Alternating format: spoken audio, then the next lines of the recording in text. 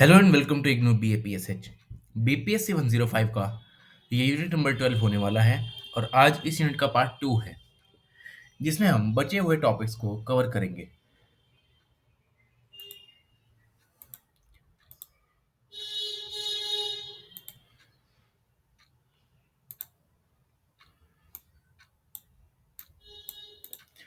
पहला टॉपिक आता है organisational structure of communist party of China. पिछले पार्ट में हमने ये देखा कि चाइनीज कम्युनिस्ट पार्टी का ओरिजिन कैसे होता है, वहाँ वो वर्क कैसे करती है। और आज दूसरे पार्ट में हम देखेंगे कि इसका ऑर्गेनाइजेशनल स्ट्रक्चर कैसा है, मतलब इसके अंदर कौन कौन सी ऑर्गन्स काम करती हैं। अगर हम CPC की बात करें तो ये हाईली इंटीग्रेटेड पार्टी है जिसके पास सेंट्रलाइज पावर है, हायरार्की को यहाँ पर एक्सपीरियंस करती है। और इसके साथ साथ CPC में कुछ अदर ऑर्गन्स भी हैं जिन्हें हम थ्री मेन लेवल में क्लासिफाई कर सकते हैं। पहली है सेंट्रल, दूसरी है लोकल, फिर है प्राइमरी ऑर्गेनाइजेशंस। और जो रोल फंक्शंस ये प्ले करती हैं, ये इन्हें डिस्टिंक्टिवनेस प्रोवाइड करता है क्योंकि ये एक इंटरकनेक्टेड वे में यहाँ पर वर्क करती हैं, जिन्हें ये प्रिंसिपल ऑफ कलेक्टिव लीडरशिप के नाम से बोलते हैं या इसे इंडिविजुअल रिस्पॉन्सिबिलिटी के नाम से भी जाना जाता है। तो सबसे पहले ऑर्गन है द पार्टी कांग्रेस। CPC के कॉन्स्टिट्यूशन के अकॉर्डिंग जो हाईएस्ट लीडिंग बॉडीज हैं पार्टी की, वो है नेशनल पार्टी कांग्रेस और सेंट्रल कमेटी। और जो नेशनल पार्टी कांग्रेस है उसे ये national Congress of communist party of China भी कहते हैं, NCCPC। ये एक इम्पॉर्टेंट पॉलिटिकल कन्वेंशन भी करती है एक बार हर 5 साल में, जो कि फ्यूचर वर्किंग के लिए यहाँ पर गाइडलाइंस को इशू करती है। और उसके बाद हर लेजिस्लेटिव कांग्रेस में ये वर्क करती है। और इस गैदरिंग में 2300 डेलीगेट्स यानी 2300 डेलीगेट्स रिप्रेजेंट करते हैं हर लेवल ऑफ पार्टी हायरार्की को अक्रॉस द चाइना। मतलब पूरी कंट्री से लोग यहाँ पर आते हैं और प्रीवियस कांग्रेस की जो एक्टिविटीज़ हैं उसको यहाँ पर रिव्यू करते हैं। और ये आगे के लिए कुछ रूल्स एंड गाइडलाइंस को भी इशू करते हैं आने वाले 5 सालों के लिए।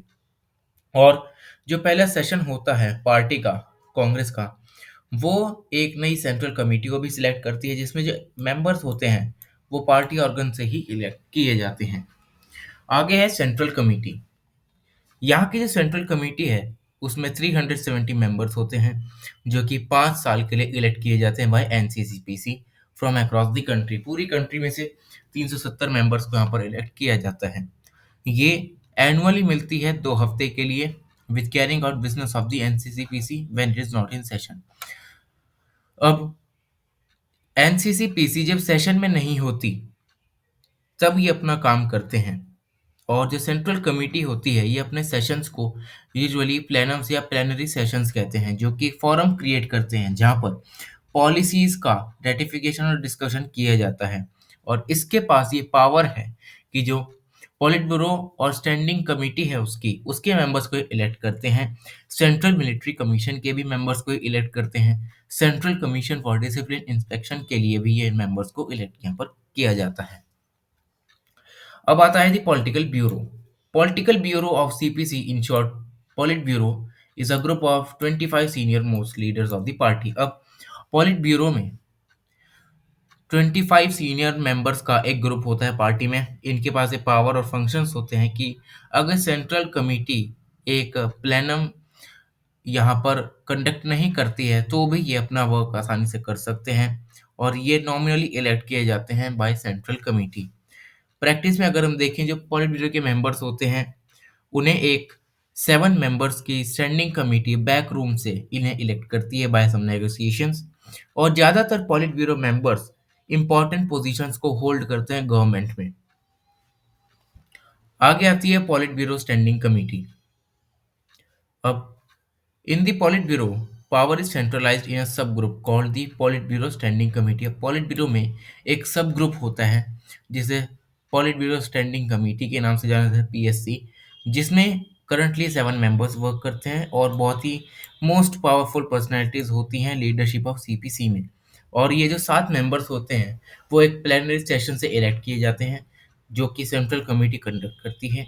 और हर PSC का मेंबर उसके पास एक रैंक होती है और उसके ऊपर एक रिस्पॉन्सिबिलिटी होती है एक पोर्टफोलियो को मैनेज करने की।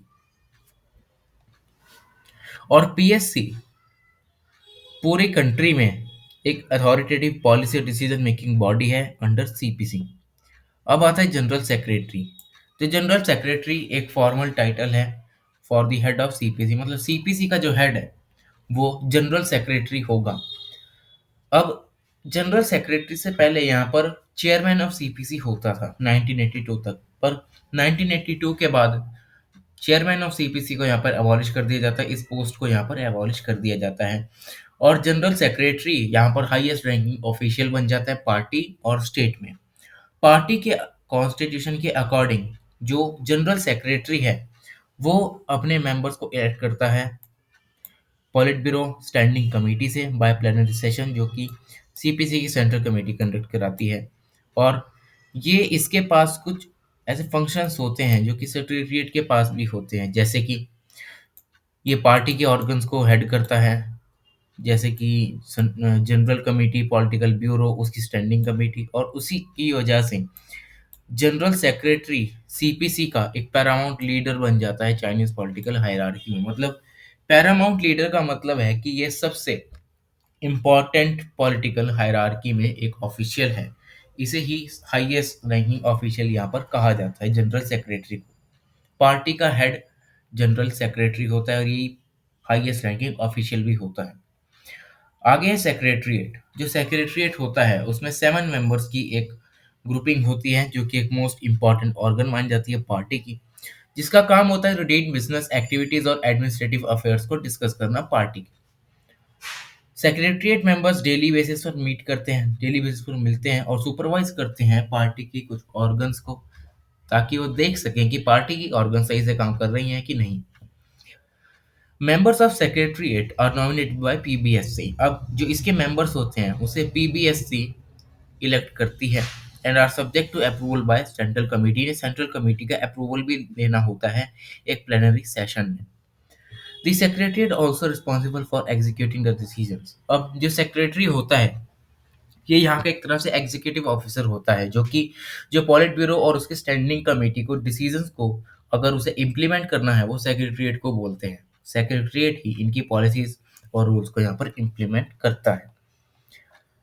आगे आता है central military commission. Central military commission एक की ऑर्गेनाइजेशन है जिसके पास चार्ज रहता है आर्म्ड फोर्सेस का, पीआरसी की। टेक्निकली यहाँ पर दो पैरेलल मिलिट्री कमीशंस हैं। पहली है with in the party apparatus, CMC of CPC, और दूसरी है जो कि स्टेट कंट्रोल करती है, सीएमसी ऑफ पीपीसी। जो पार्टी सीएमसी है वो उसे सुपरवाइज करती है यहाँ की सेंट्रल कमेटी ऑफ सीपीसी, और वहीं जो स्टेट की सीएमसी होती है उसे नेशनल पीपल कांग्रेस यहाँ पर डायरेक्ट देती है। अब यहाँ पर दो कमीशंस होती हैं। जैसे पहली है the command and control of people's judicial army, जो कि एक कंबाइंड आर्म फोर्स है पार्टी और स्टेट दोनों की। और जो स्टेट की सीएमसी है उसे यहाँ पर supreme military decision making body भी कहा जाता है। मतलब जो मिलिट्री के लिए डिसीजंस होंगे वो स्टेट सीएमसी लेती है, यहाँ पर इसे सुप्रीमेसी मिली हुई है। The actual command and control resides with the party. अब पर जो एक्चुअल कमांड होता है या कंट्रोल होता है वो पार्टी सीएमसी के पास ही रहता है। करंटली इसमें 12 मेंबर्स हैं जिसे एक पार्टी जनरल सेक्रेटरी हेड करता है और वो इसी का कमांडर इन चीफ भी होता है। चाइनीज प्रेसिडेंट शी जिनपिंग इसी वजह से काम करते हैं, वो इस मिलिट्री के कमांडर इन चीफ भी हैं और पार्टी के जनरल सेक्रेटरी भी हैं। आगे आता है central commission for discipline inspection. जो सीसीडीआई है वो उसमें 130 मेंबर्स होते हैं। ये एक इंटरनल कंट्रोल बॉडी है सीपीसी की, जो कि इसी वजह से डिज़ाइन की गई है ताकि जो रूल्स और रेगुलेशंस है उनके मोरल और डिसिप्लिन को यहाँ पर मैनेज किया जा सके। और ये एक एंटी करप्शन वॉचडॉग की तरह भी काम करती है। ये पार्टी पर नज़र बनाए रखती है कि कहीं भी किसी तरह का करप्शन ना हो रहा हो, और ये पार्टी के कुछ ऑफिशियल्स को पनिश भी कर सकती है अगर वो अपनी पावर का एब्यूज करते हैं, करप्शन करते हैं या कुछ अदर रॉन्ग डूइंग करते हैं, मतलब कुछ गलत काम करते हैं। तो आगे आता है local level party organisation. Central organs की यहाँ पर बात हो चुकी है। अब बात आती है यहाँ पर लोकल पार्टी गवर्नमेंट सिस्टम की। सीपीसी के अलोंग यहाँ पर बहुत सारी लोकल पार्टी कांग्रेस हैं और लोकल पार्टी कमेटीज हैं on the levels of provinces, autonomous regions, municipalities. इन सभी रीजन्स में डायरेक्ट कंट्रोल होता है सेंट्रल गवर्नमेंट का। और जहाँ पे सिटीज होती हैं उनको भी यहाँ पर फर्दर डिवाइड किया जाता है districts, autonomous prefectures, countries, counties, autonomous county, and the city are not divided into districts and municipal districts. यहाँ की जो लोकल कमेटी होती है वो लोकल पार्टी कांग्रेस को कंडक्ट करती है हर 5 साल में या उससे पहले भी। और ये कॉरेस्पॉन्डिंग होती है लेवल कमेटी, मतलब जो सेंट्रल लेवल की कमेटी होगी ये उसके कॉरेस्पॉन्डिंग ही वर्क करती है। और जो फंक्शन और पावर होती है लोकल पार्टी की वो नेशनल कांग्रेस की तरह सिमिलर होती है, क्योंकि दोनों एक जैसा ही काम करती हैं। वो नेशनल कांग्रेस सेंट्रल लेवल पर काम करती है, ये लोअर लेवल पर काम करती है। ये रिपोर्ट्स को एग्जामिन करते हैं जो कि बनाती है local party committee on corresponding level. National Congress भी यही काम करती है।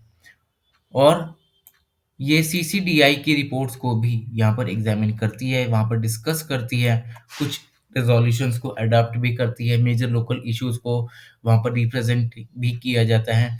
और ये लोकल पार्टी कमेटी के मेंबर्स को भी इलेक्ट करती है सीसीडीआई में। The local party committees conduct at least 2 plenary sessions a year. अब ये लोकल पार्टी कमिटीज होती हैं ये 2 प्लेनरी सेशंस करती हैं एक साल में। अब इनका काम क्या होता है, हायर पार्टी ऑर्गेनाइजेशंस के लिए कुछ डायरेक्टिव्स को साइड करना, ठीक है।